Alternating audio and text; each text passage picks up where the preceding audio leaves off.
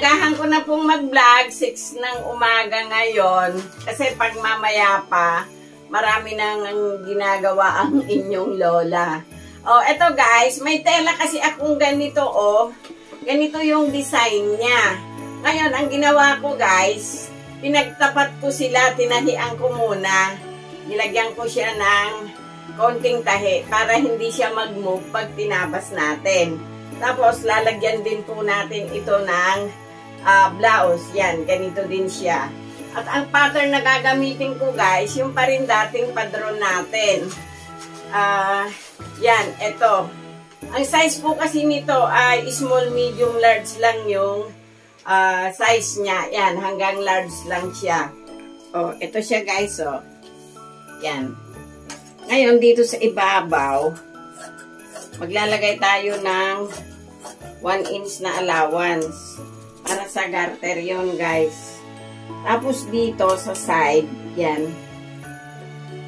Iluluwag natin ng konti. Dadagdagan ko siya ng konting allowance dito. Para kung medyo mas malusog pa sa large yung bibili, okay lang sa kanya yon kasi medyo linuwagan natin.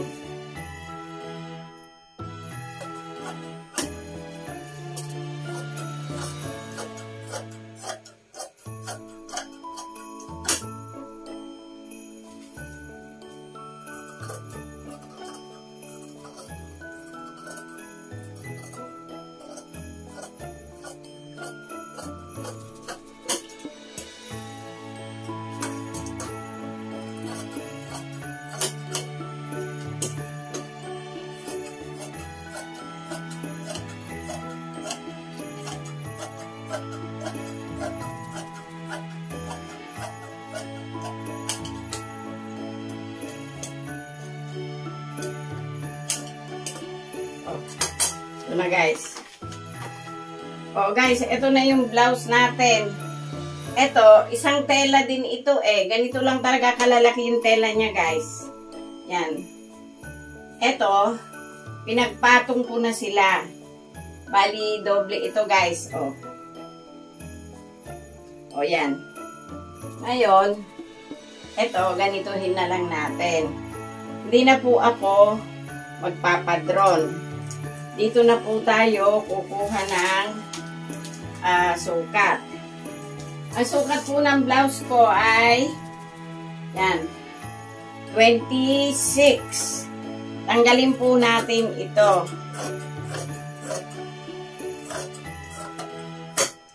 O, yan siya guys. Ngayon, dito ko na sisimulan yung ang shoulder ko po ay 15. Kaya dito tayo sa 7.5. Tapos, ang sleeve po ay 18. Kaya dito tayo sa 9. O, yan. Ang body po nito ay 40. Yan. Kaya dito tayo sa 10. Etong 10 na to, ikurbada nyo na lang po doon. Papunta dito sa 7.5. Dito po, mag-down kayo ng 1 inch. Kasi doon po natin gugupitin. Tapos yung pong laylayan natin, i-slant po natin ito doon. Kasi gusto po nung bibili, maluwag yung kanyang blouse. Tapasin ko na dito guys. Pumunta muna tayo doon sa binabaan ng 1 inch. Tapos, dito, punta kayo doon sa 10. Kasi 40 yung body niya. Ngayon, dito guys, ang gawin nyo, i-slant nyo na lang po siya doon. Yan. Ngayon, eto, dito yung kanina, 26. Magbawas kayo ng 1 inch, tapos umakyat kayo doon ng 2 inches. Dito po, bumaba kayo ng 1.5 inch. Tapos guys, dito, 3 inches. Yung 1.5 inch, i-connect nyo doon sa 3 inches. O, ayun guys. Ito, tanggalin natin itong isa. Yun na po yung ating back. Ito naman front guys. Mula dito sa 1.5, bumaba pa kayo ng 2.5. Yung 2.5, i-connect po natin doon. O, yun siya guys. Tapos na yung ating body ng blouse. Kumuha ako ng tela. Ito, isang square din ito guys. Yan. Pinagdikit ko na lang. Ang kukunin nating sleeve ay 18 ang luwag. Kaya dito tayo sa 9. Yan. Bumaba po tayo dito sa 9. Ngayon, itong 9 na ito, hatiin nyo, bumaba kayo ng 4.5. Yan, kahit hanggang dito lang po yung guhit nyo, 4.5. Ngayon, ito, yung 9, idikit nyo dito, scroll nyo pababa. Yan, doon po ang landing natin. Pag landing po natin doon, yan, dito, i-divide natin ito sa 3. Yan. O, yan guys, naka-divide sa 3. Dito guys, pupunta kayo doon sa 3. Yan. Umakyat kayo dito sa ibabaw na ito. O, yan. Ngayon, ang open ng sleeve natin guys ay 7. O, yun. Ganito lang kasimple yun guys. Dito yung tip ng sleeve natin. Yan. Bumaba kayo doon. Yan. Tapos guys, dito mag-allowance kayo. At pupunta tayo doon. Ayun. Ito na siya. Ito na yung sleeve no. Oh guys. Ito. Dinugtong ko na yung pants natin. Ngayon, ito yung inalabasan. Yan. Square. Ganito lang yung pagbubulsa ko sa side guys. Oh. Dikit ko siya doon. Tapos, kasadahan natin. Idapa nyo na siya doon.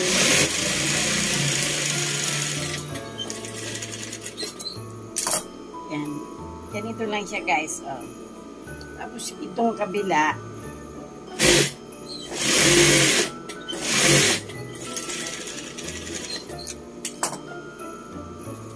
Tapos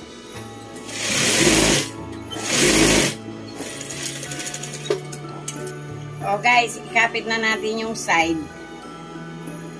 Ito yung bulsa natin, oh. Kailangan magkatapat sila.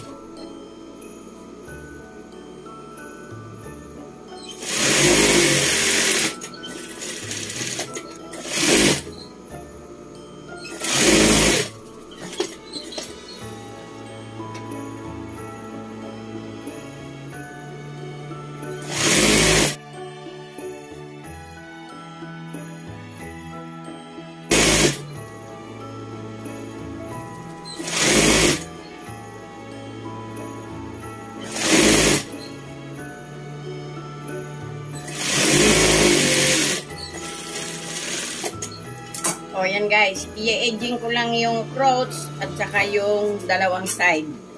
Na-edging na natin yung dalawang side. Tapos yung crotch. In-edging ko na rin. Pati yung laylayan.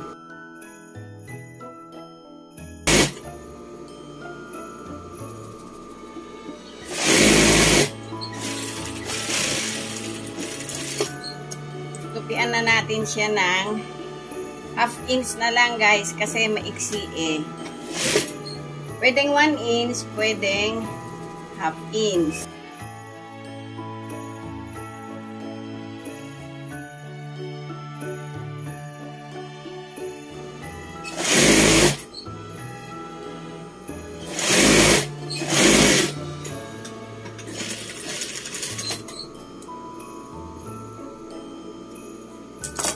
Tapos guys, ang waistline nitong square pants ay 44. Pag 44, kumuha kayo ng hatak na 22. Yan.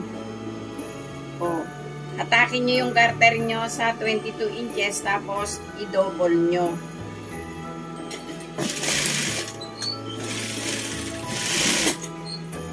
Ay, kapit natin doon sa kabilang yon. Itong kabilang dulo, ay itong kalahati guys, kapit nyo naman dito sa kabila.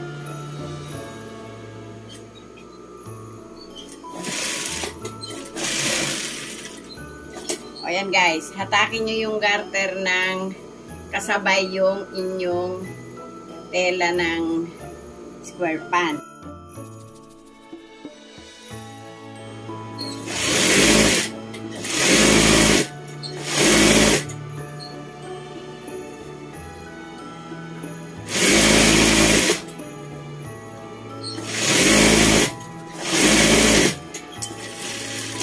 O yan guys, i-overlock lang natin ito at idadapa natin. O guys, na-overlock na natin yung garter. Yan, ito na siya. Idadapa na natin dito sa body.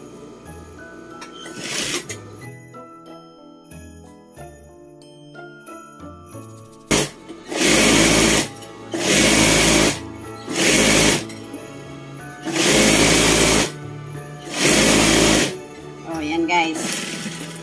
Tapos, doon na tayo sa blouse. O, ito yung ating front. Lalagyan ko muna siya ng facing. Ito guys, yung facing, 1/16 ko na siya doon sa tagiliran niya, dito sa panabi. Ayun, yung facing, yan.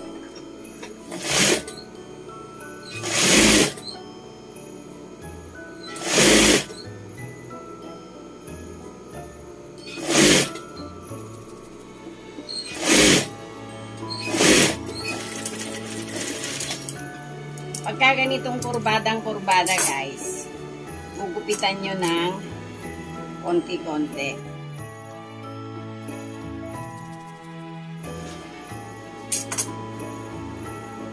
Tapos, yung facing, ipaling nyo doon, tahian nyo dito.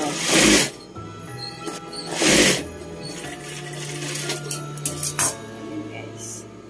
Pagkatahi nyo doon, ito, idikit nyo dito sa shoulder.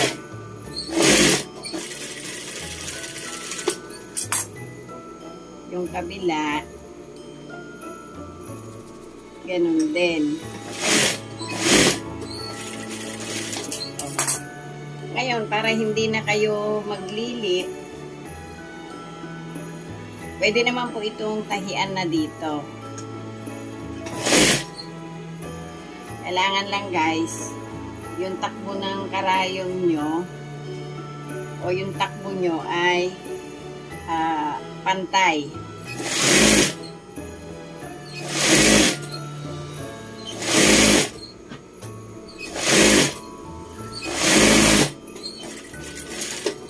So, ito siya guys. Ito na siya guys. O, yan.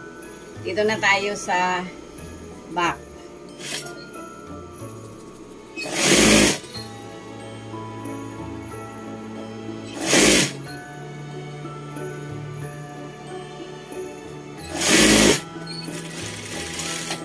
Yan. Dito naman guys, hindi nyo na kailangan ng gupit kasi mababaw lang yung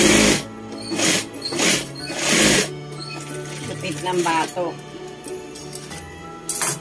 O yan, okay na yung back guys. Etong front na nilagyan natin ng facing, yan, idikit nyo doon sa tahi na yon, tapos pumunta kayo dito. Itakbo nyo muna. Idikit nyo doon. Ibalik nyo ito. Ito na yung facing ng back.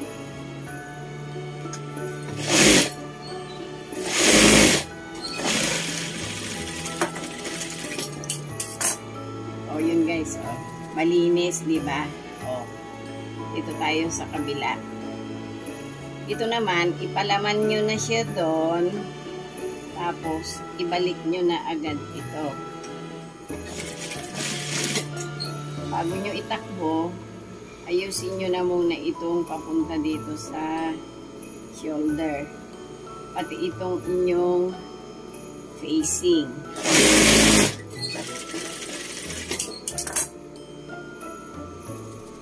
O, yan guys. O. Gawa natin kanina sa front, tinahian natin. Ito guys, pwede rin. Kasi ito, kakulay po ng tela yung sinulid nyo. Pwede na pong gawing ganito. Basta maganda lang po yung takbo nyo.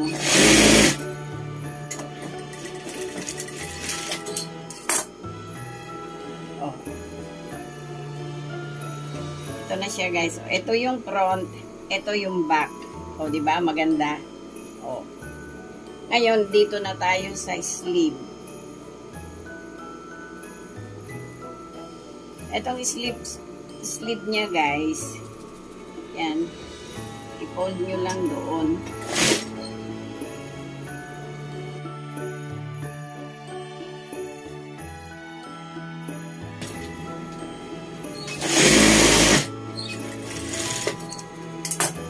Tapos, kapit na po natin yung ating manggas.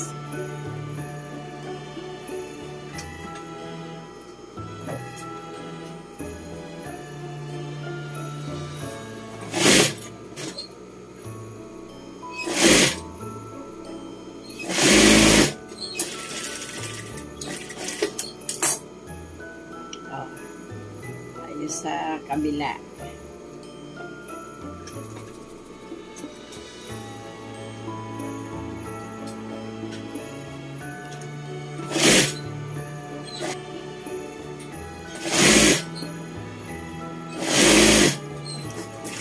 I-edgingin ko lang siya guys.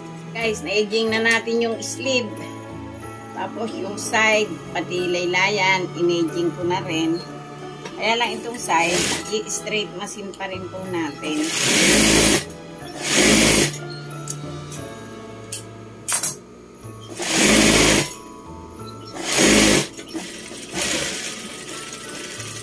At pag nananahi po kayo, huwag niyo pong kalimutang mag-lock. Importante po kasi sa tahi natin yung lock.